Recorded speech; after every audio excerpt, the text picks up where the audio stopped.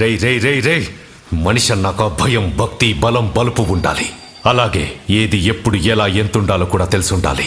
తెలుసుకుంటే బాగుపడతావు, లేకపోతే పైకి పోతావు.